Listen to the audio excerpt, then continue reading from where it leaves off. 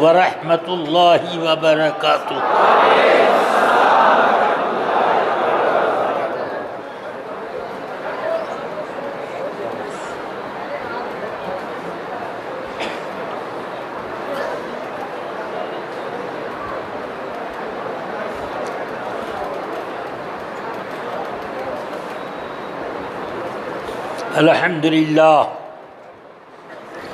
الحمد للہ رب العالمین،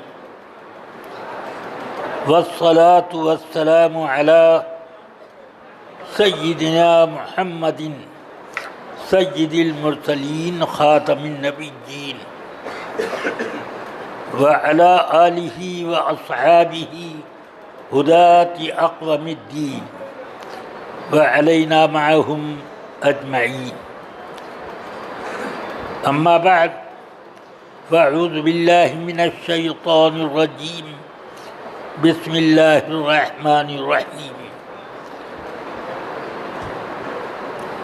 ما آتاکم الرسول فخذوه وما نهاکم عنہ فانتہوا، صدق اللہ العلی العظیم۔ ایک بار آپ تمام حضرات بارگاہ رسالت میں نہایت احترام و عقیدت کے ساتھ نذرانہ درود و سلام پیش کرنے کا شرف حاصل کریں۔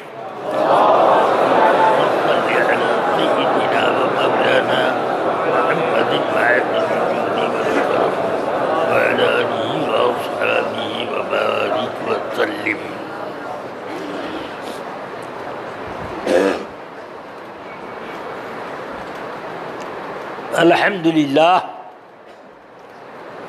آج ہم اور آپ ختم بخاری کی بزم پاک میں حاضر ہیں۔ اس بزم میں بزرگوں کے ارشاد کے مطابق دعائیں بھی مقبول ہوتی ہیں اور فیوز و برکات کی بارانیں بے کراں حاصل ہوتی ہے۔ اللہ تعالی ہم سب کو اپنی رحمتوں اور فیوز و برکات سے مالا مال فرمائے۔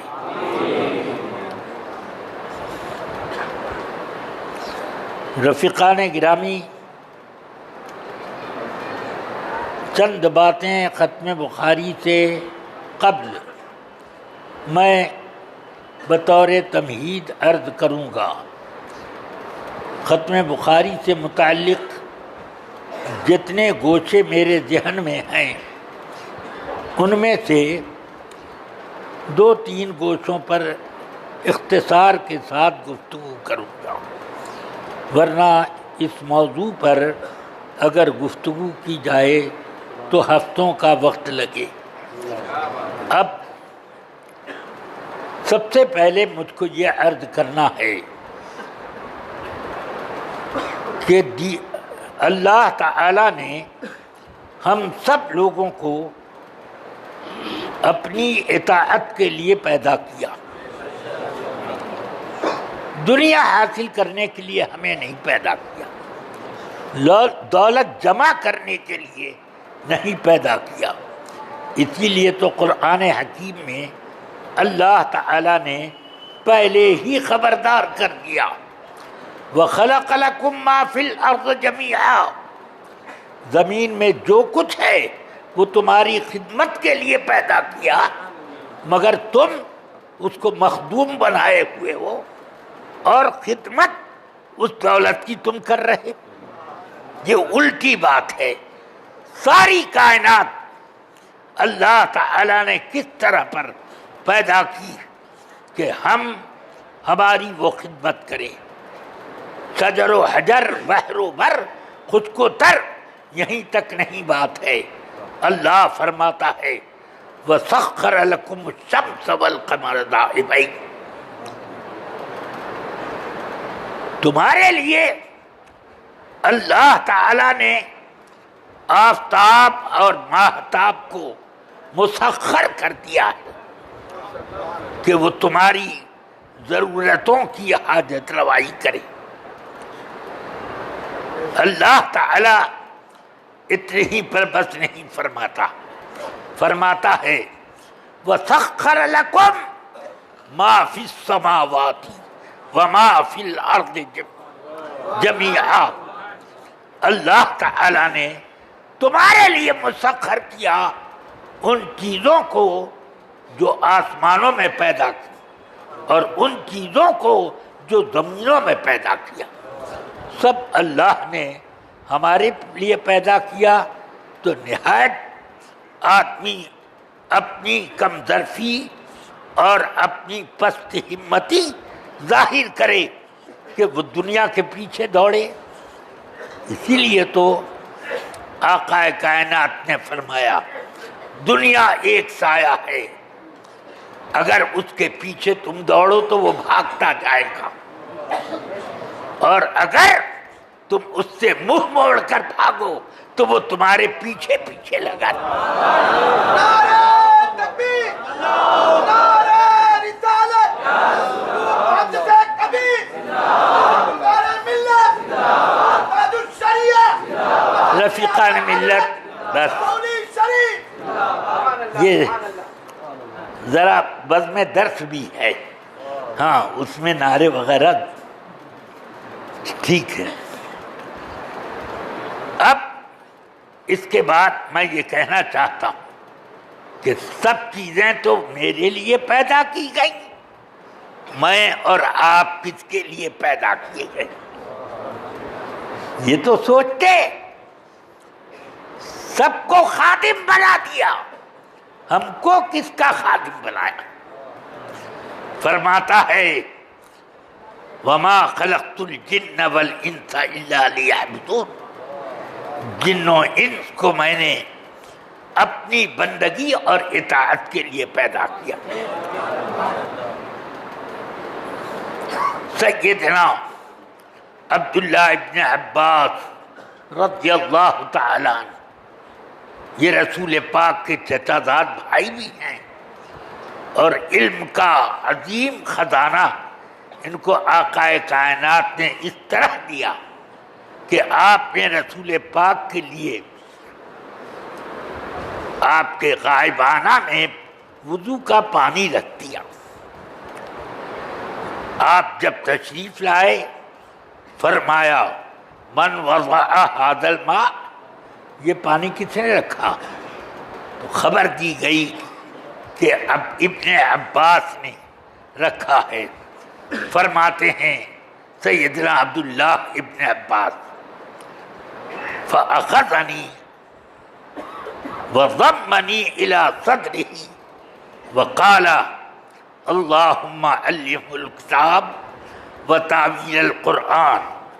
ایک روایت میں اتنا اور زائد ہے وَفَقِّهُ فِي الدِّينِ، سینے سے لگایا اور دعا دی اے اللہ اس کو قرآن کا علم دے دے، وتعویل الکتاب، قرآن کے رموز و اسرار بتا دے، وفقہ فی الدین، اور دین کا فقیہ بنا دے۔ فرماتے ہیں کہ اگر میری سوئی بھی گم ہو جائے تو میں قرآن میں تلاش کر لیتا ہوں۔ اور ہم لوگ ایسے ہیں کہ اگر راستہ بھول جائیں تو نہیں تلاش کر پاتے، مگر ان کو قرآن میں سب مل جاتا تھا۔ بہرحال وہ سرکار نے ان کو علم کس طرح عطا کیا، زبان اقدس سے دعا اور سینے سے لگا کر عطا۔ وہ فرماتے ہیں وما خلقت الجن والانس الا لیعبدون لیعرفون، جن و انس کو میں نے نہیں پیدا کیا مگر عبادت کے لیے اپنی، کیا معنی؟ میں نے اپنی معرفت کے لیے پیدا کیا، اور میری اللہ نے معرفت اپنی کہاں رکھی یہ دیکھتے جاؤ۔ تو وہ فرماتا ہے پیدا کیا اس لیے ان کنتم تحبون اللہ فاتبعونی، پیارے محبوب ارشاد فرما دیں اگر تم لوگ اللہ سے محبت کرتے ہو، اللہ کی معرفت چاہتے ہو، تو میری اتباع اور غلامی کرو۔ ان کی غلامی میں اللہ کی عبادت، ان کی غلامی میں اللہ کا قرب، ان کی رضا میں اللہ کی رضا، ان کی معرفت میں رب کی معرفت، یہ شان ہے۔ تو سیدنا عبداللہ ابن عباس اور بہت سے فقہاء صحابہ اسی طرح کی تعلیم کو نشر فرماتے تھے۔ اب آئیں، اللہ نے فرمایا اقیم الصلاۃ، نماز قائم کرو۔ پورا قرآن پڑھ ڈالو۔ نماز پڑھنے کا طریقہ معلوم ہوگا، باتیں الگ الگ ذکر ہیں۔ وَرَبَّكَ فَكَبِّرْ، رب کی تکبیر کرو۔ تکبیر تحریمہ پر اطلاع مل گئی، مگر کب کی جائے؟ فرمایا کہ وَاسْجُدُوا وَارْكَعُوا، سجدہ کرو اور رکوع کرو۔ تو اگر ترتیب بیان پر ترتیب عمل ہوتا تو وَاسْجُدُوا پہلے سجدہ کرو، وَارْكَعُوا بعد میں رکوع کرو، یہ ہونا چاہیے تھا۔ مگر اب اس طرح تفصیل کروں تو بہت ہے۔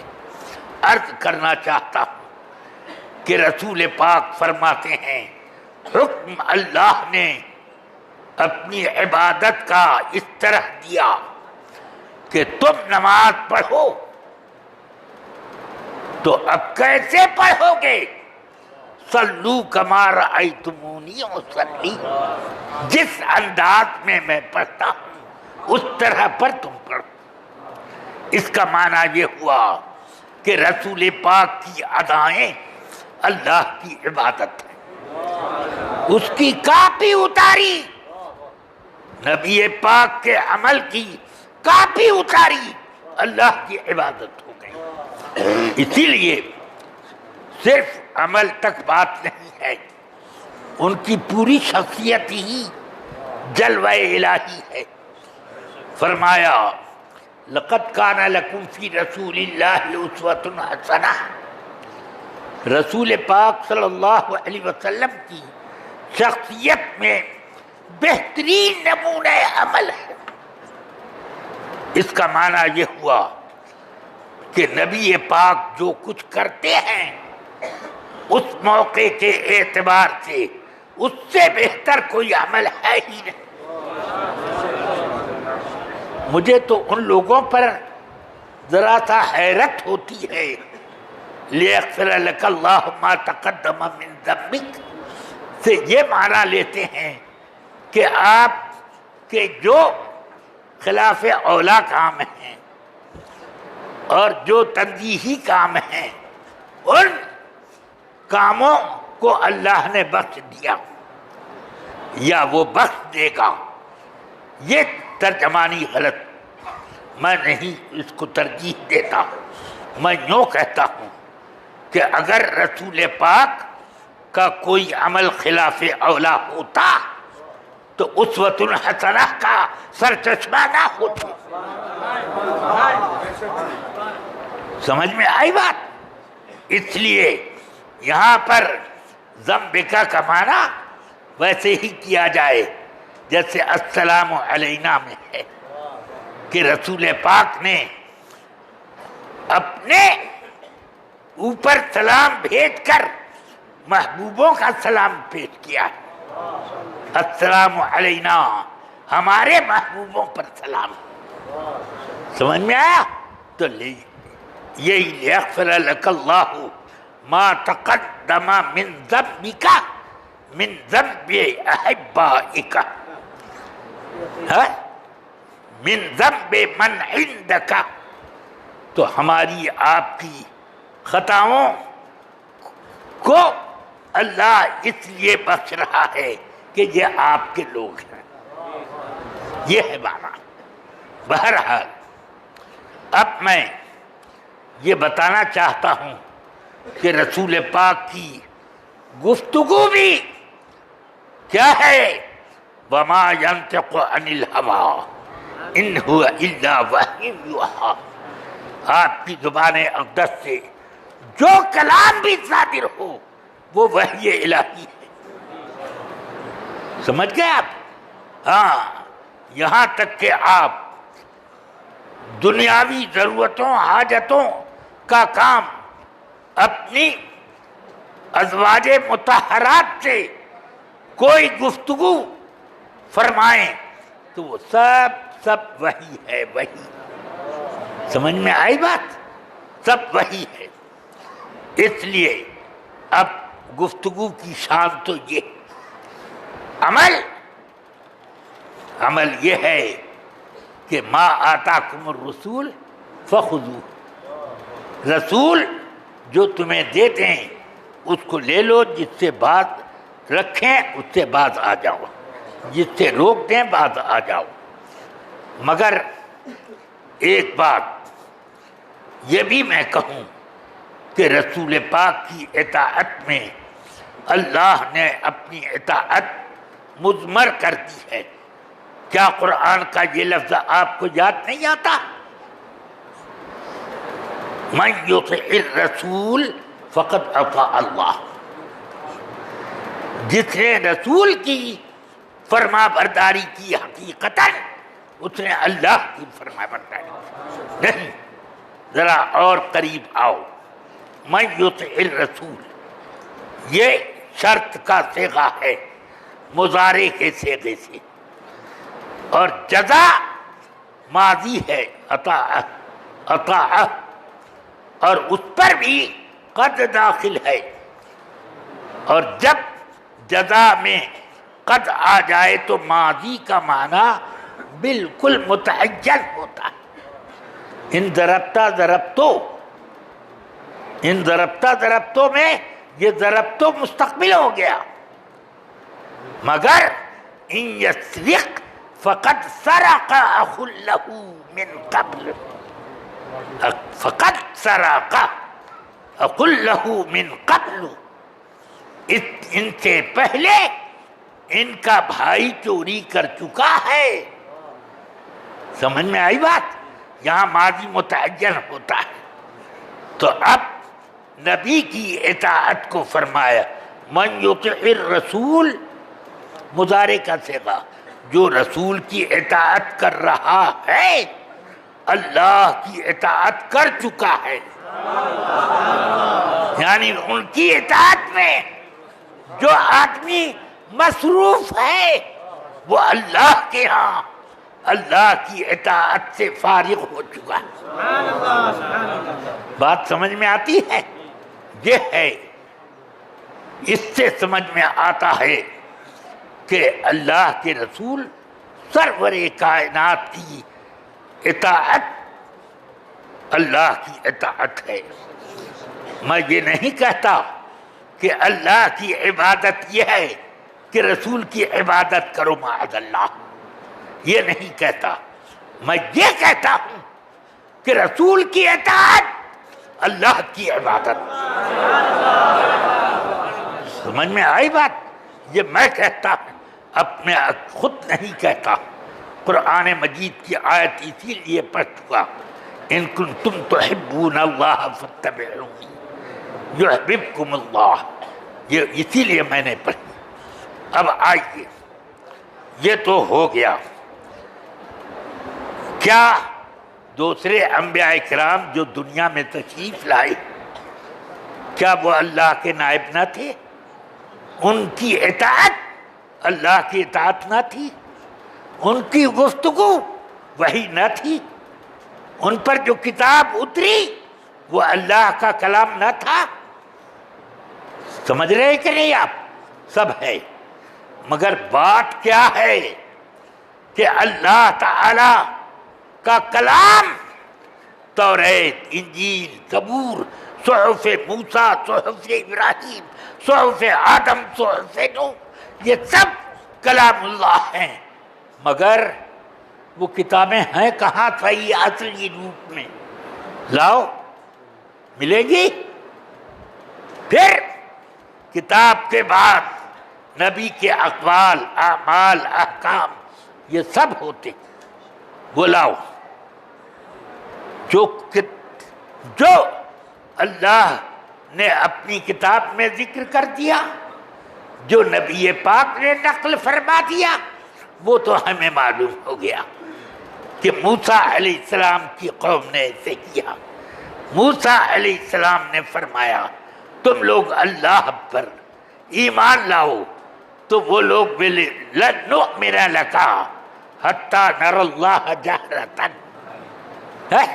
یہ کہیں آپ کو روایت ملتی؟ قرآن نے بتایا، تب ہمیں معلوم ہوا۔ سمجھ میں آئی بات؟ اب موسیٰ علیہ السلام نے حکم دیا تم لوگ اپنے گناہوں کی بخشش کے لیے بیت المقدس میں داخل ہو جاؤ اور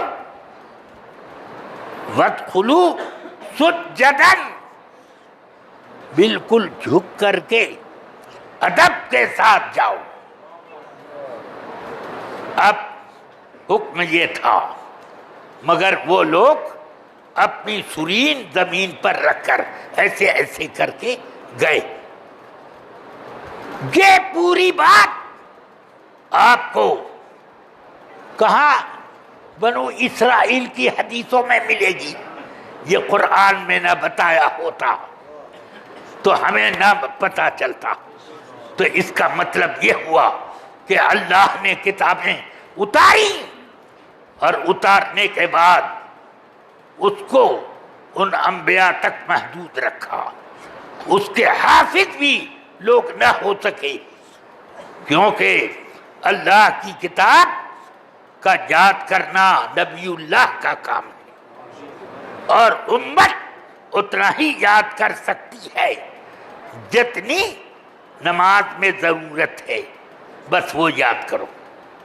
تو اس طرح پر توریت، انجیل لوگوں کو اتنی یاد ہوتی تھی، پوری یاد نہ ہوئی، مگر میرے آقا سرور کائنات اللہ کے نبی اور رسول آئے تو اللہ نے ان کی کتاب خود اسی کا کلام ہے، اس کتاب کو کیسا محفوظ رکھا، انا نحن نزلنا الذکر وانا لہ لحافظون۔ ایسی کوئی آیت توریت میں اتری، انجیل میں اتری، زبور میں اتری؟ یہ آیت قرآن میں اتری کہ ہم نے قرآن اتارا ہے اور قرآن کی ہم حفاظت کریں گے۔ اور پھر اللہ نے یہ بھی فرمایا کہ دیکھو، اور لوگوں نے تو کتابیں یاد کرنے کی کوشش کی، یاد نہ کر پائے، ان کے انبیاء یاد کرتے تھے، مگر قرآن یہ ہے وَلَقَدْ يَسَّرْنَا الْقُرْآنَ لِلذِّكْرِ فَهَلْ مِن مُدَّكِرٍ۔ اے لوگو، قرآن کو ہم نے یاد کرنے کے لیے آسان بنا دیا۔ ہے کوئی یاد کرنے والا؟ اس امت نے ایسا سنا کہ رسول پاک کے زمانے میں قرآن مجید کے پورے حافظ ہزاروں کی تعداد میں تھے، بوڑھے، جوان، بچے، مرد، عورتیں، یہ سب حفاظ ہوتے تھے۔ سمجھ گئے؟ کتنے حفاظ تھے، ہزاروں کی تعداد میں۔ وہ زمانہ گزرا، میرے آقا کا صحابہ کے تابعین کا زمانہ آیا، تو اب کیا ہوا؟ لاکھوں کی تعداد میں حفاظ، اب اور آگے بڑھے کروڑوں کی تعداد میں. اب تو میں سمجھتا ہوں کہ دنیا میں قرآن کے حفاظ کی تعداد اربوں کے حساب سے چلتی ہے. یہ حال اتنا قرآن یاد. کیا سوچو توریت ایسے ہی ہے یاد؟ کسی ایک اسرائیلی، کسی یہودی، کسی مسیحی کو اس کی چند آیتیں تک یاد نہیں، ایک آدھ سورت تک یاد نہیں. اور سبحان اللہ جو نماز پڑھتا ہے سب کو قرآن مجید کی چند صورتیں تو یہ ضرور یاد ہیں. جو صرف عید بقرعید پڑھتا ہے وہ بھی کچھ نہ کچھ یاد کر کے رکھتا ہے. سبحان اللہ. یہ قرآن کی حفاظت اللہ نے کیوں یہ حفاظت کی، اور اللہ نے دوسرے انبیاء پر اتارے ہوئے کلام کی کیوں حفاظت نہ کی؟ یہ اعلان ہے اس بات کا کہ میرا یہ نبی آخری نبی ہے. اب کوئی ہدایت کے لیے نیا نبی نہیں پیدا ہوگا.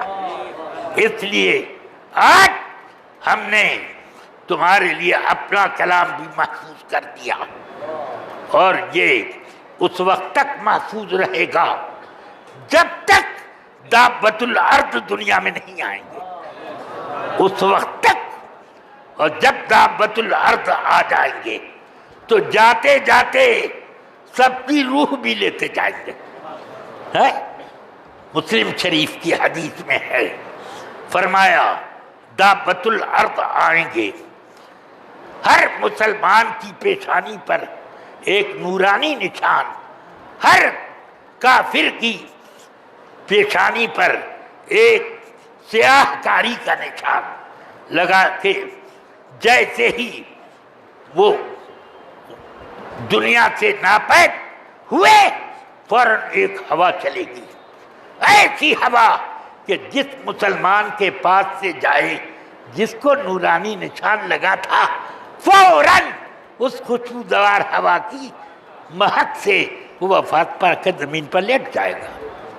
دنیا میں اب کوئی نہ رہے گا سوائے کفار کے، اور ان کے یہاں اولاد بھی پیدا نہ ہوگی، سب لاولد ہو جائیں گے اس روز سے، تاکہ کوئی بھی کافر جس پر قیامت آئے 40 سال کی عمر سے کم نہ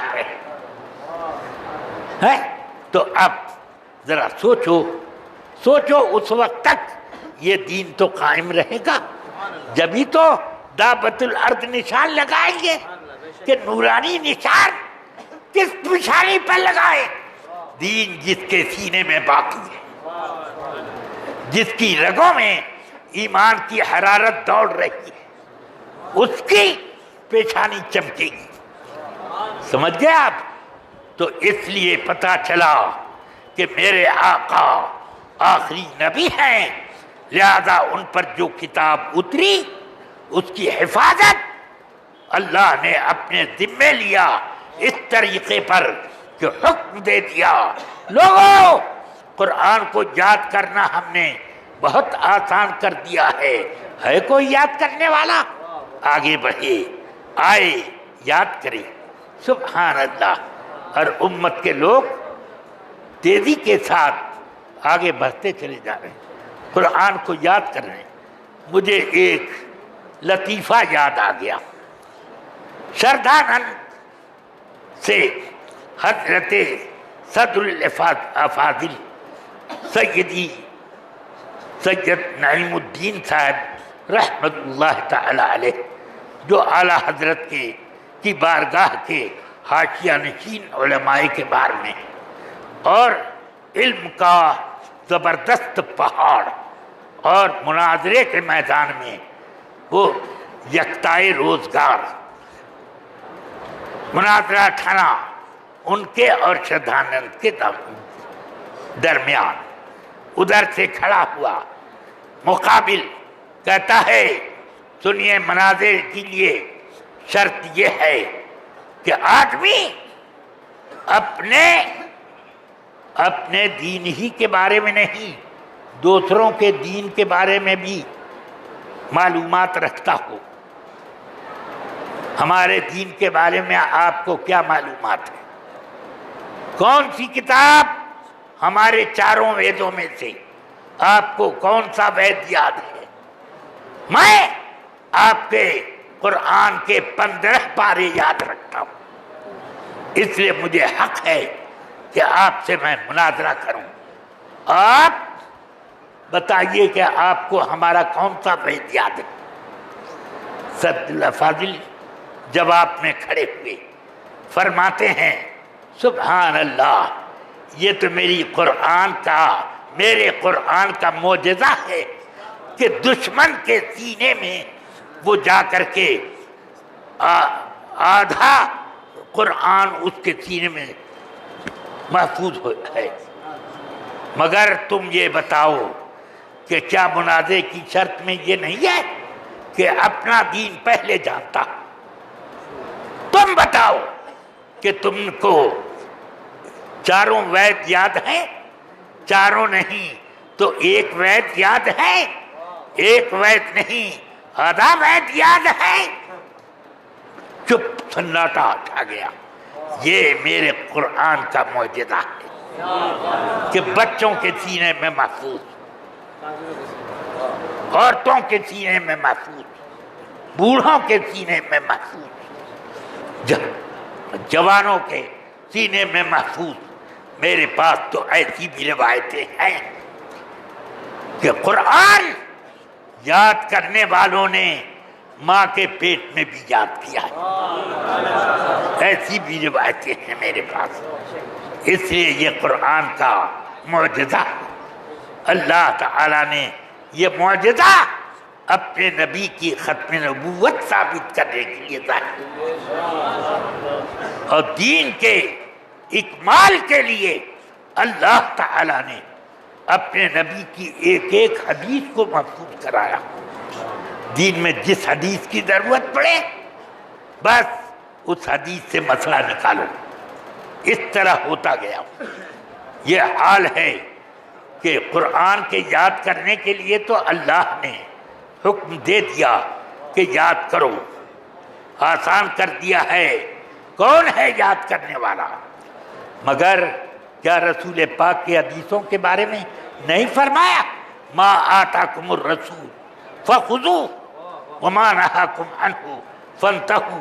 تو جس چیز سے روکا وہ بھی یاد کرو اور جس چیز کو کرنا ہے وہ بھی یاد کرو. سب یاد رکھنا ہے. تو اس لیے یہ کام صحابہ کرام نے انجام دیا. اتنے ہی پر بس نہیں بلکہ میرے آقا سرور کائنات جب بھی کوئی اہم گفتگو کرتے تو ضرور لوگوں کو تاکید کرتے کہ دوسروں تک پہنچا دو. مالک ابن حویرث رضی اللہ عنہ فرماتے ہیں میں اور میرا چچا زاد بھائی جو میرا ہم عمر تھا، 20 سال کی ہماری عمر تھی، بارگاہ رسالت میں ہم لوگ حاضر ہوئے. 20 روز تک ہم نے قیام کیا.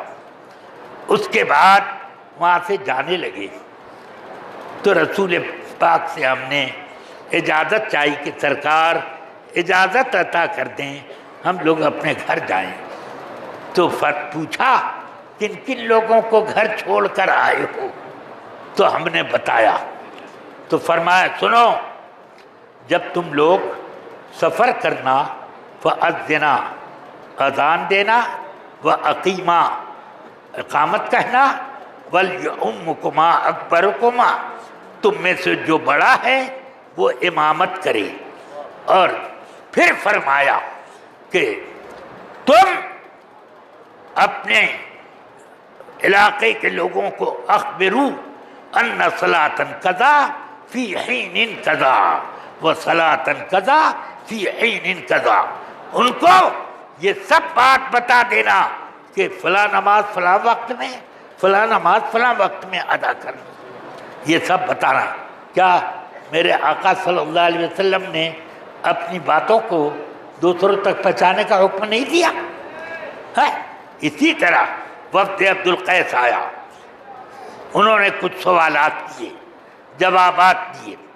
جوابات دینے کے بعد فرماتے ہیں احفظوہن، ان باتوں کو یاد کر لو، وَأَخْبِرُوا بِهِنَّ مَنْ وَرَاءَكُمْ، جن لوگوں کو پیچھے چھوڑ کر آئے ہو اس کی اطلاع ان کو دے دینا۔ کیا دین یاد کرنے اور دوسرے تک پہنچانے کا حکم نہ دیا گیا؟ حجۃ الوداع میں ہر خطبے کے بعد ارشاد فرماتے تھے کہ الا فلیبلغ الشاہد الغائب، فتح مکہ کے دن بھی جو آپ نے خطبہ دیا اس میں بھی فرمایا سن لو جو یہاں پر موجود ہیں، غیر حاضروں تک میری بات پہنچا دیں، صرف اپنے تک نہ رکھیں، دوسروں تک پہنچائیں۔ تو اب یہ سیدنا امام محمد ابن سیرین جو تابعی جلیل ہیں، حضرت مولا علی، حضرت سیدنا ابو ہریرہ، حضرت انس ابن مالک اور بہت سے صحابہ کے وہ شاگرد ہیں، وہ فرماتے ہیں لقد صدق رسول اللہ صلی اللہ علیہ وسلم، رسول پاک نے جو بات فرمائی کہ لوگوں تک پہنچا دو، یہ رسول پاک کی بات صحابہ نے سچ کر دی کہ وہ سب ادھر سے ادھر پہنچاتے رہے۔ ان لوگوں نے چند ٹوٹے ہوئے تختوں پر بیٹھ کر سمندر میں چھلانگ لگا دی اور وہ دین کو پھیلانے کے لیے کہاں سے کہاں تک چلے گئے، سیکھنے کے لیے کہاں سے کہاں تک جاتے۔ یہ سب کیا بخاری میں یہ حدیث نہیں ہے کہ حضرت جابر ابن عبداللہ کو پتہ چلا کہ ایک حدیث حضرت انیس کے پاس ہے اور وہ قاہرہ میں رہتے ہیں، 1 مہینے کا راستہ تھا مدینے سے قاہرہ کا، انہوں نے سفر کیا اس ایک حدیث کو معلوم کرنے کے لیے، اور یہ کہا کہ میں اس حدیث کو آپ کی زبان سے سننا چاہتا ہوں کہ آپ نے خود رسول پاک سے سنا ہے، میں نے تو دوسرے لوگوں سے سنی جنہوں نے آپ کا حوالہ دیا تھا، میں چاہتا ہوں آپ خود مجھے سنا دیں۔ ہاں ذرا سوچو، اسی طرح پہنچانے کے لیے بھی کیسی کیسی مشقتیں کی گئیں۔ امام بخاری کہتے ہیں کہ حدیثوں کو جمع کرنے کے لیے میں نے سفر میں کبھی کبھی ایسا ہوا کہ کھانے پینے کا سامان ختم ہو جاتا، درخت کی پتیاں اور گھاس زمین سے اکھیڑ کر میں نے اپنی زندگی بچائی ہے انہی کو کھا کھا کر۔ ذرا سوچو آج کے طلباء، آج کے علماء کیا اس طرح سے دین کے اور علوم دین کی خدمت کر سکتے؟ ذرا سوچو۔ امام بخاری فرماتے ہیں کتابوں کا پشتارا پیٹھ پر لاد کر میں کہاں سے کہاں تک سفر کرتا پیدل، حال یہ ہو گیا کہ مجھے خون کے پیشاب آنے لگے، مگر میں نے کام اپنا نہ چھوڑا۔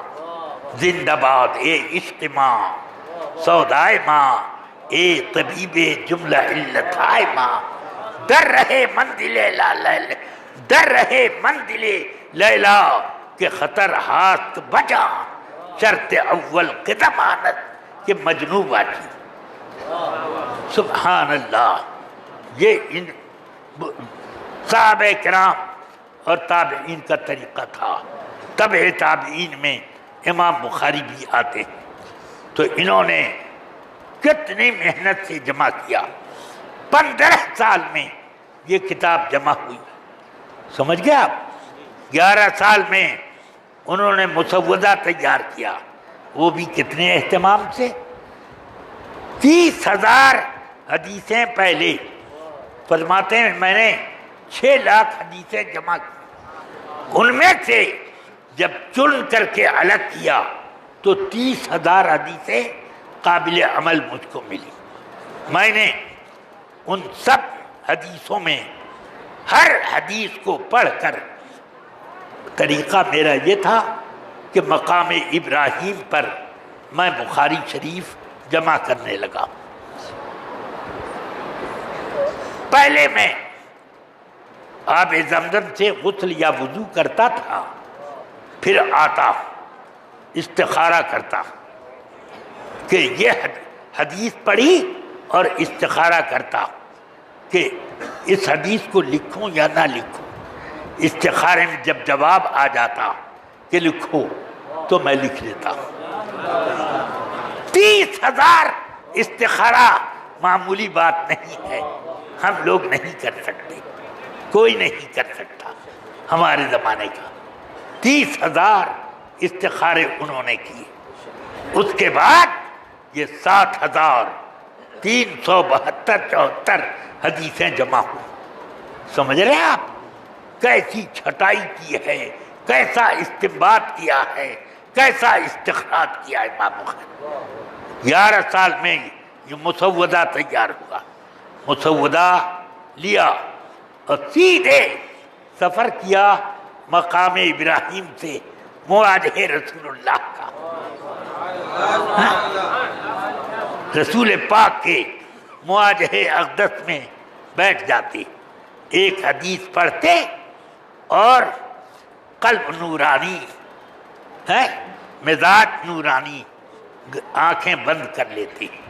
آقا کائنات ان کے پڑھنے کے بعد مسکرا دیتے تو لکھ لیتے.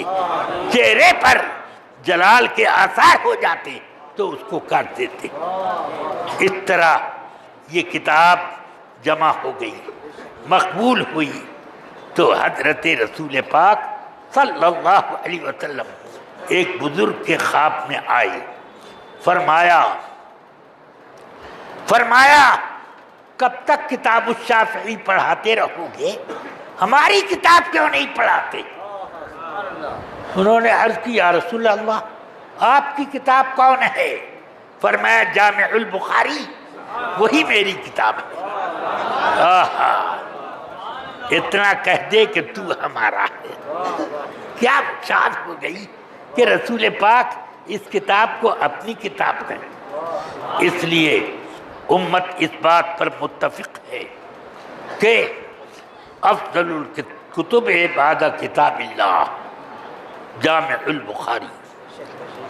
سند کے اعتبار سے جو کتابیں صحیح مانی جاتی ہیں ان میں سب سے زیادہ صحیح قرآن کے بعد بخاری کی جامع ہے. صحیح بخاری کا وہ مرتبہ ہے. سمجھ میں آ گئی بات؟ اب یہ اس زمانے میں ایک گروپ پیدا ہوا اہل حدیث کا، ایک گروپ پیدا ہوا اہل قرآن کا. پہلے سے تو موجود تھے ہی یہ دیوبندی لوگ، اور یہ الگ پیدا ہو گئے یہ دو. تو اب اہل قرآن کہنے لگے کہ ہم قرآن کے علاوہ کچھ نہیں مانتے. اب ایک بار مبارک پور میں ایک اہل قرآنی آ گیا، تو آ کر کچھ نوجوانوں کو منگل کو جمع کر کے کچھ سبق دیتا تھا. یہ وہ سب سنائے. ان میں سے ایک جوان میرے پاس آیا، کہا ایسے ایسے ہمارے مولوی صاحب بتاتے ہیں. میں نے کہا یہ غلط ہے، ایسے نہیں ہے، ایسے نہیں ہے. مگر اس کا دل نہیں جما. تو میں نے کہا اچھا ایک بات ہے کہ کیا؟ اپنے مولوی صاحب سے پوچھنا کہ کتا کھانا حلال ہے یا حرام. اگر وہ کہتے ہیں کہ حرام ہے تو کہنا قرآن میں دکھائیے، نہیں دکھائیں گے تو آپ کو ہم جھوٹا مانیں گے. اور اگر کہیں حلال ہے تو اس فوراً ایک کتا کا گوشت کاٹ کر اس کا کباب اس کے منہ میں ڈال دینا کہ کھا، نہ کھائے پٹک کے کھلانا ہے، پٹک کے کھلانا. میں نے کہہ دیا. تو اب اگلے منگل کو جب آیا تو انہوں نے کہا مولوی صاحب ابھی سبق مت شروع کیجیے، ایک مسئلہ ہم کو بتا دیں۔ کہا ہاں ہاں پوچھو پوچھو، کیا پوچھنا ہے؟ کہا حضرت کتا کھانا حلال ہے کہ حرام؟ کہا حرام ہے۔ کہا قرآن میں دکھائیے۔ کہ آیت تو ابھی یاد نہیں آ رہی ہے، ابھی تو آیت یاد نہیں آ رہی ہے، میں اگلے منگل کو بتاؤں گا۔ اگلے منگل کو آئے اور بیٹھ گئے، بسم اللہ الرحمن الرحیم جیسے ہی پڑھا، اس نے کہا مولوی صاحب ابھی سبق شروع مت کیجیے، پہلے یہ بتائیے کہ کتا حرام ہونے کی وہ آیت کیا ہے، ہم لوگ بھی یاد کر لیں۔ کہا کتا؟ میں نے قرآن اس ایک ہفتے میں خوب اچھی طرح پڑھا، قرآن میں کہیں اس کو حرام نہیں بتایا گیا، اس لیے اس کا کھانا حلال ہے۔ اب سب لڑکے نوجوان جو بیٹھتے تھے اس کے درس میں توبہ توبہ، چلو چلو چلو چلو چلو، یہ تو کتا بھی کھلا دے گا، سانپ بچھو بھی کھلا دے گا، یہ کرے گا، سب بھاگے اٹھ کر کے۔ اب مولوی صاحب تو روکتے رہ گئے مگر کون سنتا ہے، آ کر کہا بڑا اچھا کیا آپ نے جو ہم لوگوں کی ہدایت کا ایک سامان کیا۔ میں نے کہا اس کو کتا کھلایا کہ نہیں؟ کہا نہیں تو۔ میں نے کہا تم بہت بڑے بے وقوف ہو، پٹک کے اس کو کتا کھلا کے آنا چاہیے، کھلا کے آنا چاہیے تھا۔ خیر، اب یہ اس طرح سے اہل قرآن جو اپنے کو قرآن پر سچا عمل کرنے والا بتاتے ہیں۔ میں نے کہا ان بچوں سے سنو، اس کو قرآن میں نہ ملا، اس لیے کہ وہ شیطان کا مقلد ہے، میں امام کا مقلد ہوں، مجھے قرآن میں مل گیا، اس میں یہ ہے یحرم علیکم الخبائث، کہ یہ نبی تمہارے اوپر حرام کرتے ہیں خبیث چیزوں کو۔ بتاؤ کتا خبیث ہے کہ طیب؟ اگر خبیث ہے تو حرام ہوگا، ہر خبیث چیز حرام۔ یحرم علیہم الخبائث۔ میں نے کہا سنو، اسی لیے حضرت سیدنا بایزید بسطامی نے فرمایا من لم یکن لہ الامام فامامہ الشیطان، جس کا کوئی امام نہ ہو تو اس کا امام مولانا شیطان ہوتا ہے۔ سمجھ گئے آپ؟ وہ ہوتا ہے۔ تو اس لیے اپنے آپ کو اس سے بچاؤ۔ کچھ لوگ کہتے ہیں نہیں بخاری کی حدیث سے ثابت کرو، ہم کہتے ہیں بخاری شریف کی حدیث ہی صرف حدیث ہے، مسلم کی نہیں، ابو داؤد کی نہیں، ترمذی اور ابن ماجہ کی نہیں ہے، اور موطا امام مالک کی نہیں، مصنف عبد الرزاق کی نہیں، مسند ابو داؤد طیالسی، مسند ابو یعلا موصلی، ان سبوں کی کتابوں کی نہیں، اور عبداللہ ابن مبارک کی کتاب الزہد کی نہیں، امام سفیان ثوری کی کتاب التفسیر کی نہیں، یہ سب تم چھوڑ دو گے۔ سنو، صحت سند کے اعتبار سے فیصلہ ہوتا ہے، اس لیے جو حدیث صحیح الاسناد ہوگی اس پر عمل کیا جائے گا۔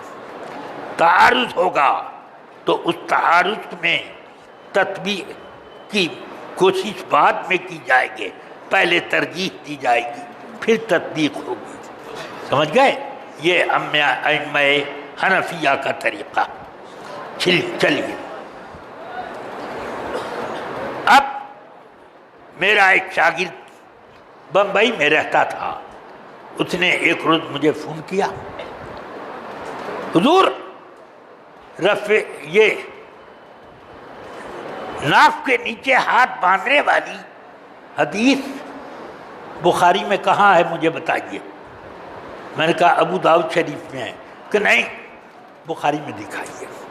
میں نے کہا بھائی ابو داؤد شریف میں ہے، بس سند صحیح ہے، روایت ہے۔ وہ کہتا ہے ایک غیر مقلد بخاری میں دکھانا ہوگا. میں نے کہہ دیا دکھاؤں گا. اب کیسے میں کیا کروں؟ میں نے کہا بخاری میں نہیں ہے. ارے حضور میری ناک کٹ جائے گی. میں نے کہا میرے رہتے ہوئے تیری ناک کاٹ لے گا کوئی؟ سن. میں نے کہا سن، یاد رکھ. اس سے پہلے یہ کہا کہ یہ سینے پر ہاتھ باندھنے والی حدیث بخاری میں دکھا. بخاری میں نہ ملے تو مسلم میں دکھا. اس میں نہ ملے تو ابو داؤد میں دکھا. اس میں نہ ملے تو نسائی میں دکھا. اس میں نہ ملے تو جامع الترمذی میں دکھا. اس میں نہ ملے تو سنن ابن ماجہ میں دکھا. اس میں نہ ملے تو موطا امام مالک میں دکھا. تو میں نے اس سے کہنا کہ تو ایک کتاب کا حوالہ دیتا ہے، میں تجھے 5 کتابوں کی فرصت دیتا ہوں. ان 5 کتابوں میں کسی میں یہاں کی حدیث دکھا. کہ نہیں یہاں یہ نہیں حدیث ہے. میں نے کہا نا، یہ ابن خزیمہ نے روایت کی ہے، جس کی وجہ سے لوگوں نے اعتراض کیا کہ ابن خزیمہ کے راوی اسماعیل ان سفیان الثوری، یہ ان کا حافظہ گڑبڑ ہے، اسی لیے علی الصدر کا لفظ انہوں نے بڑھا دیا. ورنہ عام طور سے امام سفیان ثوری کے راوی جتنے بھی ہیں سب اس کو روایت کرتے ہیں یوں: کان رسول اللہ صلی اللہ علیہ وسلم یضع یدہ علی وعند الرسغ. سمجھ میں آیا؟ گٹے کے قریب. دایاں یضع الیمین علی الشمال عند الرسغ. تو یہ ایسے حضور فرماتے تھے. تو دایاں ہاتھ بائیں پر رکھتے تھے گٹے کے پاس. اتنا ہے. علی الصدر کا لفظ کسی نے روایت نہیں کیا، صرف اسماعیل نے روایت کیا. اچھا تو نہیں ہے؟ میں نے کہا بخاری میں نہیں ہے. اب تو میں یہی کہوں گا اس سے کہ تو اپنا والا پہلے بخاری میں دکھا. ہاں اس میں نہ ملے تو اس میں تو کہنا کہ میں تجھ کو 7 کتابوں کی چھوٹ دے رہا ہوں کہ ان میں دکھا، اور تو ایک کتاب کی بات کرتا ہے. میں اتنی چھوٹ دے رہا ہوں، دکھا. اور نہیں دکھاتا کہ حضور رہنے دیجیے بس، اب میں تو اس کو ذبح کر کے چھوڑوں گا، اس کی ناک خود ہی کاٹ لوں گا میں. یہ تو اب یہ غیر مقلد ہیں. ان کا کام یہ نہیں ہے کہ صحیح تعلیم لوگوں کو دیں، بلکہ ان کا کام یہ ہے کہ حدیثوں کی صحت بھول جاتے ہیں، اپنے من پر رہتے ہیں. ایک غیر مقلد میرے یہاں آیا. میں نے کہا آپ کس مذہب سے تعلق رکھتے ہیں؟ میں اہل حدیث ہوں. میں نے کہا ماشاء اللہ ماشاء اللہ ماشاء اللہ اہل حدیث ہیں. تب کئی لاکھ حدیثیں یاد ہیں آپ کو؟ کہنے لگے نہیں. میں نے کہا کئی ہزار ہیں؟ نہیں. میں نے کہا 200-400؟ کہ نہیں. میں نے کہا ارے بھائی 3-4 حدیثیں یاد ہیں؟ کہ نہیں. تو میں نے کہا سورہ فاتحہ بھی یاد نہیں ہے، حافظ ہی کہلاؤ گے. سورہ فاتحہ بھی یاد نہیں اور کہتے ہو کہ میں حافظ صاحب ہوں. یہ کون سا طریقہ ہے؟ میں نے کہا کہ تم جھوٹے ہو. اہل حدیث تو ہم لوگ ہیں، اہل قرآن ہم لوگ ہیں، اہل فقہ ہم لوگ ہیں، اہل اطاعت ہم لوگ ہیں. تم لوگ تو جھوٹے لوگ ہو، غلط روی پر چلتے ہو. تو اب وہ پھر میں نے کہا کہ اچھا تم تقلید نہیں کرتے کسی کی؟ کہ نہ. میں نے کہا جب تمہیں کوئی مسئلہ سامنے آ جائے تو کس سے پوچھتے ہو؟ کہ مولوی صاحب سے پوچھتے ہیں. میں نے کہا تمہارا مولوی جھوٹوا، یہ پر تمہاری نظر رکھنے والا لالچی ہے اور وہ ان کے پیسے کے لیے جھوٹ بولے، اس کے فتوے پر عمل کرو گے؟ سنو، ہم نے اس کے فتوے پر عمل کیا ہے جس کے تقوی کی جڑ زمین سے لے کے آسمان تک پھیلی، جس کا علم 7 سمندر کے برابر، جن کے شاگرد اپنے زمانے میں سب سے اچھے بڑے علماء، وہ ہم نے اس کی تقلید کی ہے۔ تو تم نے تقلید کی اپنے مولوی کی؟ کہ نہیں، ہمارے مولوی صاحب حدیث سے بتاتے ہیں۔ میں نے کہا اور ہمارے مولوی ابو حنیفہ مہابھارت سے بتاتے ہیں۔ اب یہ میں نے کہا ایک دم سکتے میں آ گیا۔ میں نے کہا سنو، تم مقلد ہو جھٹوا مولوی کے، ہم مقلد ہیں امام لا کلام کے، اس کے مقلد ہیں۔ اس لیے اب تقلید تو سب کو کرنی ہے۔ قرآن کا حافظ ہے مگر قرآن سے مسائل نہیں نکال سکتا، حدیث خوب یاد ہے مگر استنباط حدیث سے وہ کچھ نہیں کر سکتا۔ سبحان اللہ۔ امام ابو حنیفہ سے پوچھا گیا کہ آپ کا فتویٰ اگر حدیث کے خلاف ہو تو؟ فرمایا حدیث پر عمل کرو، میرا فتویٰ چھوڑ دو۔ صحابہ کے فتوے کے خلاف آپ کا فتویٰ ہو تو صحابی کے فتوے پر عمل کرو، میرا فتویٰ چھوڑ دو۔ تابعین کے فتووں کے خلاف اگر فتویٰ ہو کہ ہم رجال و نحن رجال، اس میدان کے مرد وہ جیسے ہیں ان سے بڑے مرد ہم ہیں۔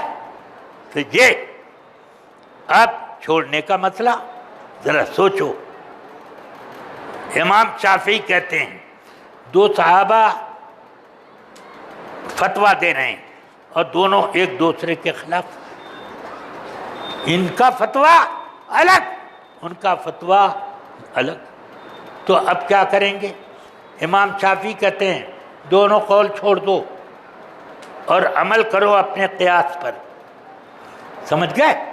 امام اعظم سے پوچھا گیا، فرماتے ہیں قیاس سے ان دونوں قولوں میں دیکھو کون زیادہ صحیح معلوم ہوتا ہے، اس کے بعد اس پر عمل کرو، اپنے قیاس پر عمل نہ کرو بلکہ ترجیح دو اپنے قیاس سے ان دونوں قولوں میں سے ایک کو۔ ذرا سوچو، یہ امام اعظم کا طریقہ ہے۔ امام اعظم پہنچے کہاں؟ حج کرنے، مقام ابراہیم پر آ کر طواف کے بعد آپ نے 2 رکعتیں پڑھی، رکعت سے فارغ ہوئے، اتنے میں امام عبد الرحمن اوزاعی جو ملک شام کے سب سے بڑے عالم تھے وہ آگے آئے، کہتے ہیں آپ کہاں کے ہیں؟ کہاں؟ عراق کا۔ کیا نام ہے؟ کہ ابو حنیفہ۔ اچھا آپ ہی ابو حنیفہ؟ ٹھیک، آپ نے یہ جو نماز پڑھی ہے اس میں رفع یدین نہیں کیا، کیوں نہیں رفع یدین کیا؟ تو فرماتے ہیں لم یصح فی ذلک شیء، اس معاملے میں کوئی صحیح حدیث نہیں ملی۔ کہتے ہیں کیف لم یصح، کیسے صحیح حدیث نہیں ہے؟ حدثنی ابن شہاب قال حدثنی سالم عن ابیہ عبداللہ ابن عمر کان رسول اللہ صلی اللہ علیہ وسلم اذا رکع رفع یدیہ و اذا رفع یدیہ، جب رکوع میں جاتے تو دونوں ہاتھ اٹھاتے اور رکوع سے اٹھتے تو دونوں ہاتھ اٹھاتے۔ یہ تو ہے حدیث۔ کہا کہ ہاں آپ کے پاس یہ حدیث ہے اور میرے پاس بھی حدیث ہے۔ حدثنی حماد قال حدثنا ابراہیم النخعی قال حدثنا علقمۃ عن عبداللہ بن مسعود قال کان رسول اللہ صلی اللہ علیہ وسلم اذا افتتح الصلاة یرفع یدیہ ثم لا یعود، کہ رسول اکرم صلی اللہ علیہ وسلم جب نماز شروع کرنا چاہتے تو آپ اپنے دونوں ہاتھ اٹھاتے اور اس کے بعد پھر پوری نماز میں ہاتھ نہیں اٹھاتے تھے. سمجھ گئے؟ پھر فرمایا، سنو، حدیث میں رسول پاک میں نے فرمایا اسکنوا فی الصلاۃ، نماز پرسکون انداز میں ادا کرو. ایک حدیث سے یہ ثابت ہوا رفع یدین، ایک حدیث سے رفع یدین نہیں ہے. تو اس میں رسول پاک نے کہا پرسکون رہ کر نماز پڑھو. پرسکون اس میں دونوں میں کون ہے بتاؤ؟ ہے ایسے ایسے اٹھانا یہ سکون ہے یا یہ؟ سمجھ میں آیا کہ بس نماز شروع کرنے سے پہلے ہاتھ اٹھائے، بیچ میں نہ اٹھائے. چلو، اس طرح بہت سارے واقعات حدیثیں ملیں گی کہ امام اعظم کا قول یا تو بخاری کی حدیث کے خلاف یا اور کسی کتاب کی حدیث کے خلاف، مگر حقیقت میں جس چیز پر انہوں نے عمل کیا وہی مضبوط ہے. عبداللہ ابن عمر سے روایت ہے، جب نماز شروع کرتے تو اپنے ہاتھ اٹھاتے حتیٰ تحاذی کفاہ کتفیہ، کہ آپ کے دونوں ہتھیلیاں کس کے تانے کے مقابل آ جاتی. یہ مالک ابن حویرث روایت کرتے ہیں، کان رسول اللہ صلی اللہ علیہ وسلم اذا افتتح الصلاة یرفع یدیہ حتی تحاذی ابہامہ شحمتی الاذنین. فرمایا جب حضور نماز شروع کرتے تو اپنے ہاتھ اتنے اونچے کرتے کہ انگوٹھے کان کی لو کے مقابل آ جاتے. دونوں حدیثیں. اب حضرت امام طحاوی نے ذکر کیا کہ مالک ابن حویرث کی حدیث پر ہم عمل کرتے ہیں. یہی قول ابو حنیفہ اور ان کے صاحبین کا ہے. اس کی وجہ یہ ہے کہ سند کے اعتبار سے دیکھا جائے تو یہ شان ہے کہ جو امام ابو حنیفہ نے امام اوزاعی سے کہی، کیا کہ تم نے جو حدیث سنائی، امام اوزاعی نے کہا میں نے 3 واسطے والی حدیث سنائی، ابن شہاب عن سالم عن عبداللہ عن رسول اللہ صلی اللہ علیہ وسلم، 3 واسطے، اور آپ نے 4 واسطے والی سنائی، حماد ابراہیم نخعی علقمہ عبداللہ ابن مسعود. فرمایا کہ ٹھیک ہے، تمہاری قریب تو ہوئی 3 واسطے والی، مگر سنو، حماد ابن شہاب سے بڑے فقیہ ہیں. فقیہ حدیثوں کو زیادہ اچھا یاد کرتا ہے، اور ان کے شیخ ابراہیم نخعی سالم ابن عبداللہ سے بڑے فقیہ. اور اسی طرح عبداللہ ابن عمر، ان کی بڑی فضیلت صحابیت ہے، مگر تفقہ میں علقمہ ابن قیس ان سے بہت اونچے. اور عبداللہ ابن مسعود تو عبداللہ ابن مسعود ہیں کہ رسول پاک نے فرمایا کہ رضیت لامتی ما رضی بہ ابن ام عبد، میں اپنی امت کے لیے وہ کام پسند کرتا ہوں جو عبداللہ ابن مسعود پسند کر لے.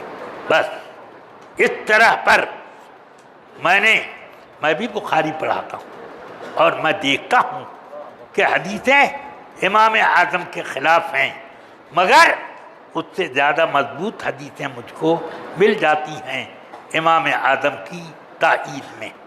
اس لیے ہم امام ابو حنیفہ سے بدگمان نہیں ہوتے، بلکہ ان سے جو کچھ ہمارا حسن زن ہے اس میں اور زیادہ تاکید آ جاتی ہے۔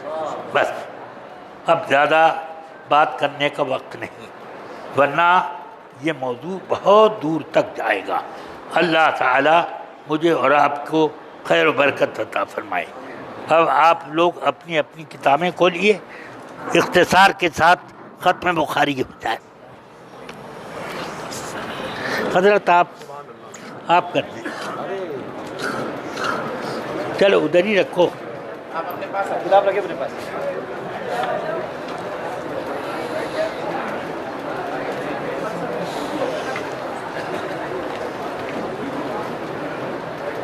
بخاری شریف کی آخری حدیث والا باب کھول لیجئے۔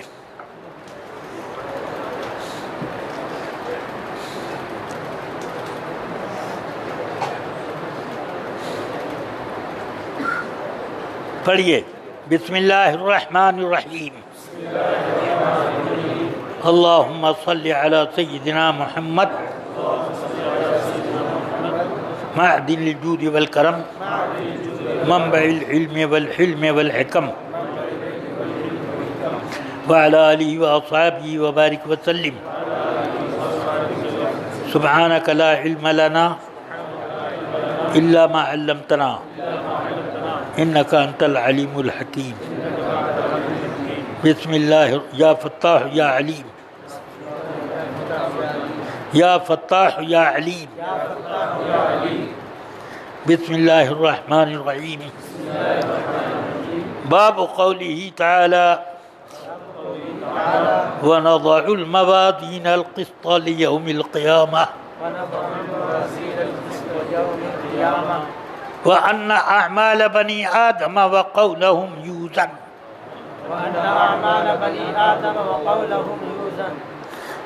وقال مجاهد القسطاس العدل بالرومية ويقال القسط مصدر المقسط وهو العادل أما القاسط فهو الجائر۔ حدثنا أحمد بن أشكاب قال حدثنا محمد بن فضيل عن عمارة بن القعقاع عن أبي زرعة عن أبي هريرة رضي الله تعالى عنه قال قال النبي صلى الله عليه وسلم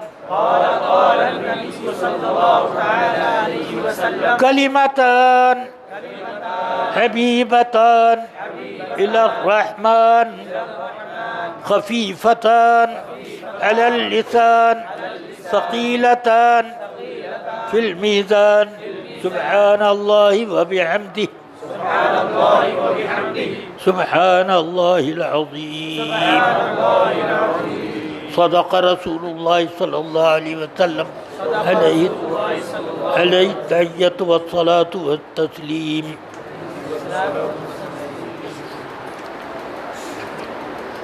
امام بخاری نے اپنی کتاب کا یہ آخری باب اس لیے قائم کیا ہے کہ معتزلہ جو ایک بہت ہی گھناؤنا فرقہ گزرا ہے، جس نے گمراہی پھیلانے کا کام کئی صدیوں تک کیا، سمجھ گئے، اس کے رد میں یہ قائم کیا۔ معتزلہ بد مذہب فرقہ تھا، وہ لوگ رسول پاک کی شفاعت نہیں مانتے، وہ لوگ بندوں کے افعال کا خالق اللہ کو نہیں مانتے تھے، کہتے ہیں بندہ خود اپنا فعل پیدا کرتا ہے، اگر پیدا کرتا ہوتا تو جو چاہتا وہ پیدا کر لیتا، اور کتنے کام ہیں کرنے کا پکا ارادہ کرتے ہیں نہیں کر پاتے۔ اسی لیے سیدنا مولا کائنات علی مرتضیٰ کرم اللہ وجہ الکریم فرماتے ہیں عرفت ربی بفسق العزائم، مضبوط ارادے ٹوٹ جاتے ہیں، اس سے اپنے رب کو میں نے پہچانا کہ وہ جب چاہے گا تب ہمارا فعل وجود میں آئے گا، وہ نہ چاہے تو ہمارا فعل وجود میں نہیں آئے گا۔ اس سے میں نے پہچان لیا اپنے رب کو۔ اور معتزلہ کا ایک عقیدہ، قبر میں منکر نکیر سوال نہیں کرتے، یہ غلط بات ہے۔ قبر میں ثواب عذاب کا کوئی معاملہ نہیں، جنت اور دوزخ کی کھڑکیاں نہیں کھلتی۔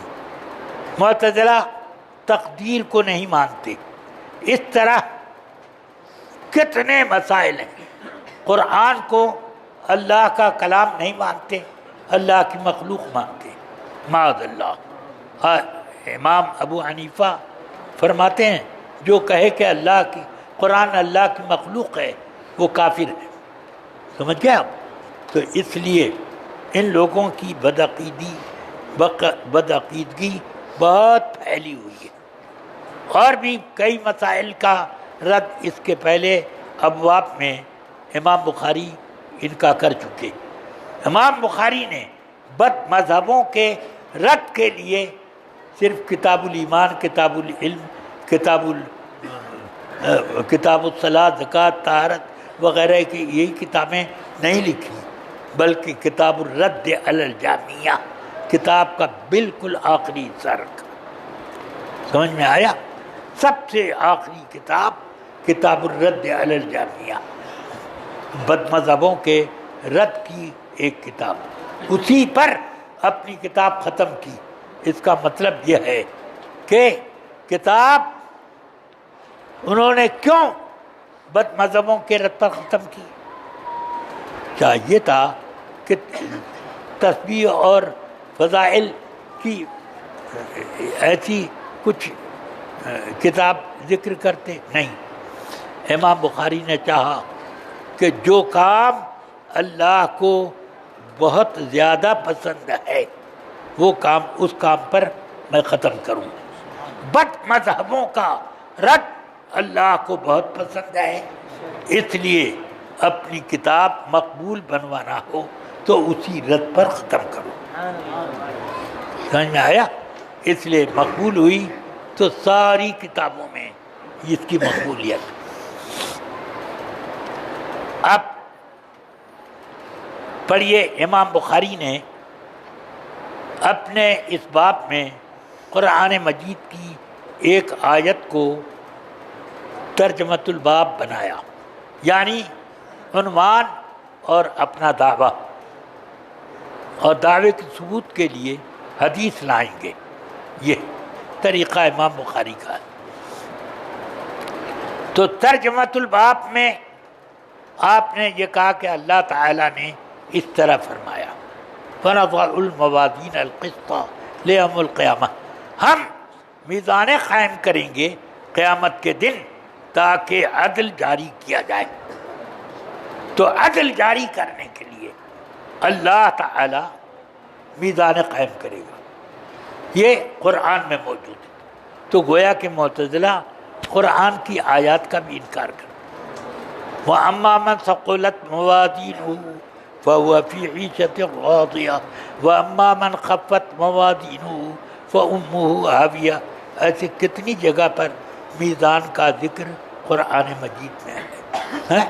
سورہ رحمان میں کیا میزان کا ذکر نہیں ہے؟ تو اس طرح کتنی جگہ پر ہے۔ امام بخاری نے یہ آیت ذکر کر دی، ترجمۃ الباب۔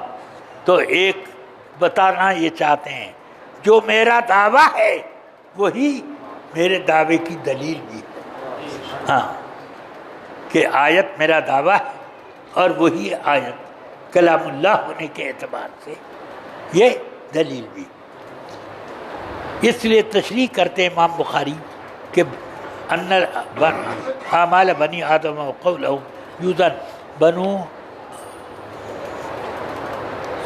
بنو آدم کے اعمال اور اقوال وزن کیے جائیں گے، اعمال قلوب، اعمال بدن دونوں، اور ان کے اقوال جو زبان سے ادا ہوتے ہیں، سب وزن ہوگا۔ اعمال قلوب میں عقائد بھی ہیں، عقائد کے علاوہ بھی، سمجھ میں آیا؟ جیسے عقائد کے علاوہ میں آپ دیکھیے کہ کسی سے محبت کرنا، کسی سے نفرت کرنا، کسی سے ہمدردی کرنا، یہ سب کیا چیز ہے؟ یہ افعال قلوب میں۔ سمجھ میں آ رہی ہے کہ نہیں بات؟ ہاں، اب چلیے فرماتے ہیں امام بخاری کہ آیت میں لفظ قسط آیا، یہ قسط رومی زبان میں بھی مگر تھوڑے سے فرق کے ساتھ، اشتقاقی تعلق، اشتقاق اکبر دونوں میں پایا جاتا ہے۔ حضرت مجاہد جو عبداللہ ابن عباس رضی اللہ عنہما کے اجلہ تلامذہ میں سے، وہ فرماتے ہیں القسطاس العدل بالرومیہ، عربی میں قسط عدل کے معنی میں آتا ہے اور رومی زبان میں قسطاس۔ سمجھ آیا؟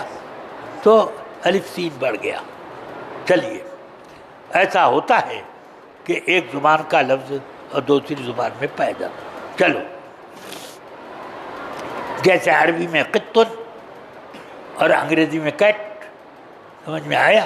اس طرح سے کتنے ہیں؟ القطع مانے کاٹنا، کٹ مانے کاٹنا، اس طرح سے ہوتا ہے۔ چلیے، اب اس کے بعد امام بخاری یہ کہتے ہیں کہ لوگوں نے یہ کہا ہے کہ قسط جو آیت میں ہے یہ مقسط کا مصدر ہے اور یہ قاسط کا مصدر نہیں ہے۔ اشارہ کیا؟ اشارہ یہ دے رہے ہیں کہ لفظ قسط متضاد المعنی ہے، جیسے قروء، قرء کے معنی طہر بھی اور قرء معنی حیض بھی، پڑھا ہے کہ نہیں؟ والمطلقات یتربصن بانفسهن ثلاثة قروء۔ امام ابو حنیفہ حیض مراد لیتے ہیں، امام شافعی طہر مراد لیتے ہیں۔ یہ سب آپ لوگ اصول الشافعی سے پڑھتے آ رہے ہیں۔ چلو، تو متضاد المعنی ہے، بلاء اس کے معنی مصیبت اور بلاء معنی انعام، دونوں متضاد۔ اسی طرح اب یہ قسط کے معنی عدل، انصاف، اور قسط معنی ظلم، جور و جفا، متضاد المعنی، مگر جب اس کا فعل عدل کے معنی میں ہو تو باب افعال سے بنے گا، اس میں فاعل، اس مفعول سب باب افعال میں جائے گا، اور جب ظلم کے معنی میں ہوگا تو اس وقت مجرد میں اس کی گردان چلے گی۔ دیکھو، القسط تو کہتے ہیں مصدر المقسط، مقسط کا یہ ماخذ ہے۔ کون سا قسط؟ جو آیت میں ہے۔ سمجھ میں آیا؟ وہ ظلم کے معنی میں نہیں ہے بلکہ وہاں قسط عدل کے معنی میں، تو اس لیے کہتے ہیں مصدر المقسط، مقسط کے معنی عادل۔ اور اگر قاسط کہو مجرد میں، جیسے ضربہ سے ضارب، نصرہ سے ناصر، ویسے قسطہ سے قاسط بناؤ تو یہ ظلم کے معنی میں۔ اما القاسط فهو الجائر، قرآن مجید میں فرمایا وَأَمَّا الْقَاسِطُونَ فَكَانُوا لِجَهَنَّمَ حَطَبًا، یہ فرمایا کہ قاسطین جہنم کا ایندھن بنیں گے، ظالمین۔ بس اب اس کے بعد امام بخاری نے اپنی سند ذکر کی اس حدیث کے لیے۔ فرماتے ہیں مجھ کو حدیث سنائی احمد ابن اشکاب نے، وہ کہتے ہیں کہ مجھے حدیث سنائی محمد ابن فضیل نے، وہ کہتے ہیں میں نے حدیث حاصل کی ہمارا ابن قعقاع سے، انہوں نے حاصل کی حضرت ابو زرعہ ابن عامر ابن جریر سے، وہ کہتے ہیں کہ حاصل ہوئی کہاں تھے؟ حضرت ابو ہریرہ رضی اللہ عنہ سے۔ حضرت ابو ہریرہ کہتے ہیں فرمایا رسول اکرم صلی اللہ علیہ وسلم نے دو جملے ہیں، کلمتان کا معنی میں نے جملے کیا، لغوی معنی میں کلام اور کلمہ ایک، یہ نحو صرف تو بات کی یاد ہے، سمجھ میں آیا؟ تو یہ کلمتان دو جملے، آپ خود بولتے ہو کلمہ طیبہ پڑھیے، کلمات طیبہ نہیں کہتے، کلمہ طیبہ پڑھیے، تو لا الہ الا اللہ محمد الرسول اللہ دو جملے ہیں اور ہر جملے میں چار چار لفظ ہیں، تو اس طرح کلمتان دو جملے ہیں، عظیم الشان، نکرہ ہے مبتدا، نکرہ ہونے کی وجہ سے تعظیم کا معنی دے گا، دو عظیم الشان جملے، سمجھ گئے؟ اللہ کو بہت محبوب، مگر اللہ کے جگہ لفظ استعمال کیا کیا؟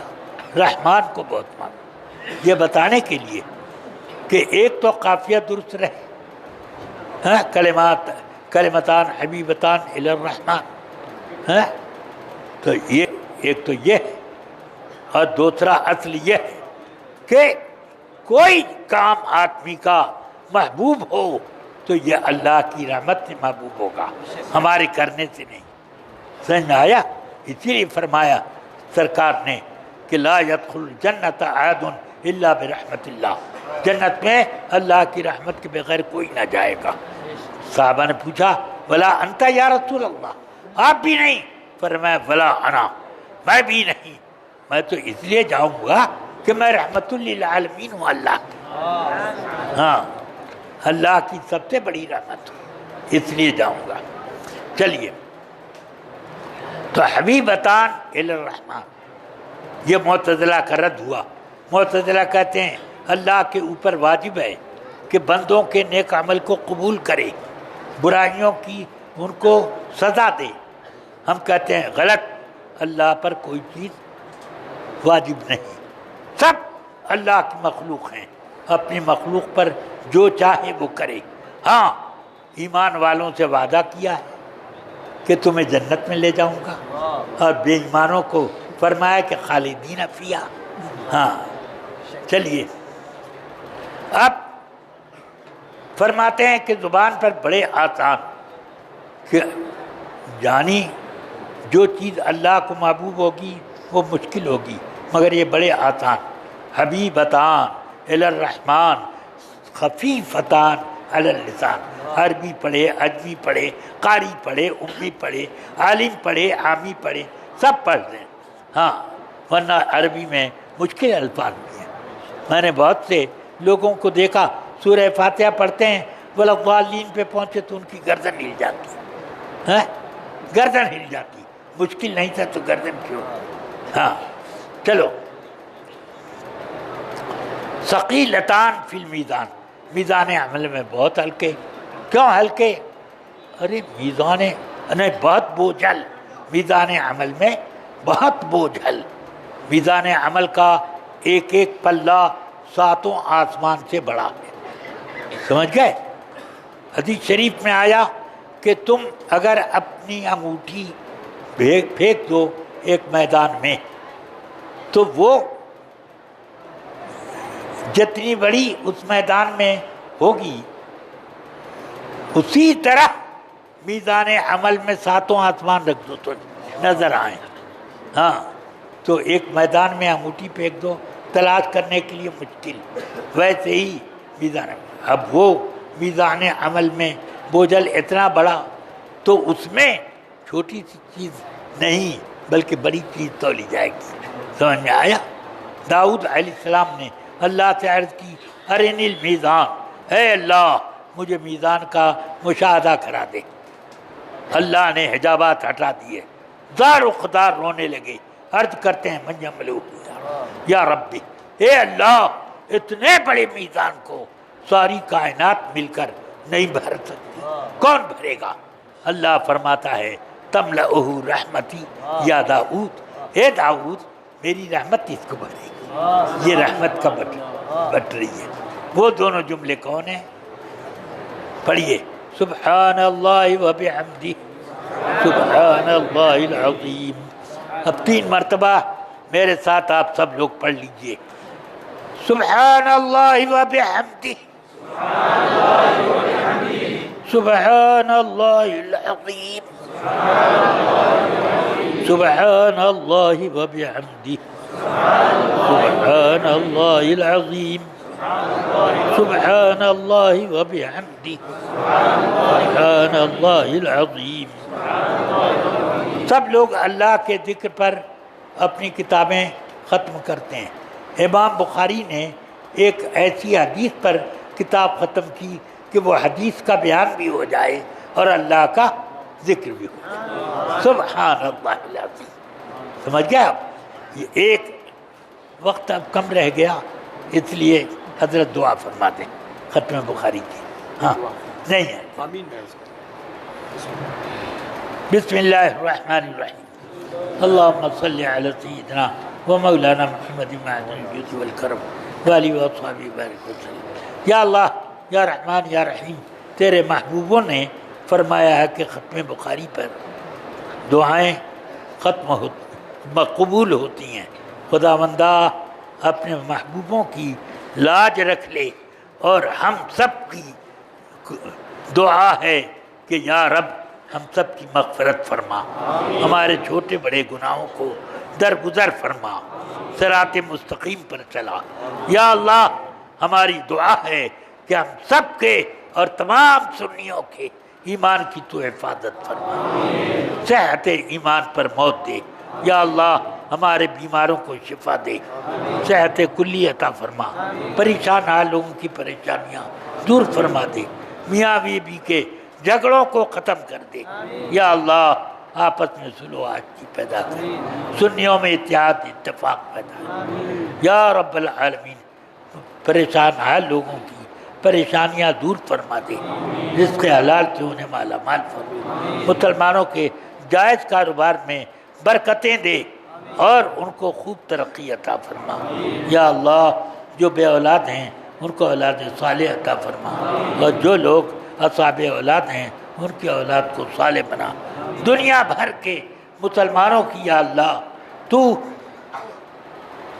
حفاظت فرما، ان کی جان، ان کے مال، ان کے اہل و عیال، ان کے مال و منال، اور ان کی عزت اور ان کے ایمان کی تو حفاظت فرما، حفاظت فرما۔ دشمنوں سے مغلوب ہونے سے ہم کو بچا۔ یا اللہ، ہمارے دشمنوں کو مغلوب فرما دے۔ اللہم انصرنا علی القوم الکافرین۔ یا رب، ربنا آتنا فی الدنیا حسنہ فی الآخرۃ حسنۃ وقنا عذاب النار۔ وصلی اللہ تعالی۔ یا اللہ، اپنے حبیب پاک کے صدقے میں ترکی کے زلزلے میں جو مسلمانوں کا نقصان ہوا، یا اللہ ان سب مسلمان سنی صحیح العقیدہ لوگوں کو درجہ شہادت عطا فرما جو وفات پا گئے۔ یا اللہ، وہاں مسلمانوں کو جو نقصان ہوا اپنی رحمت سے اس کی بھرپائی کر دے۔ یا اللہ، تو ہی ان کی، اللہم یا جبار یا نافع یا رب العالمین جبر نقصان فرما۔ یا اللہ، حضرت مولانا سید گلدار قادریت سید گلدار میاں مدد اللہ علی کی عمر میں، فیض و برکات میں خوب ترقی عطا فرما۔